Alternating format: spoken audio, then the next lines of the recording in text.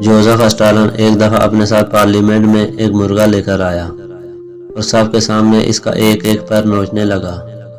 مرغا درد سے بلبلاتا رہا مگر ایک ایک کر کے اسٹالن نے اس کے سارے پر نوچ دیے۔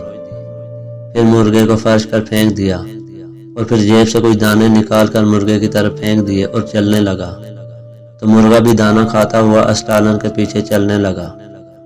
اسٹالن برابر دانہ پھینکتا گیا اور مرغا دانہ منہ میں ڈالتا ہوا برابر اس کے پیچھے چلتا رہا۔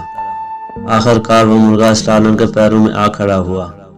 اسٹالن نے اپنے کامریڈ کی طرف دیکھا اور اس کے بعد ایک تاریخی فقرہ بولا: جمہوری سرمایہ دارانہ ریاستوں کی عوام اس مرغے کی طرح ہوتی ہے۔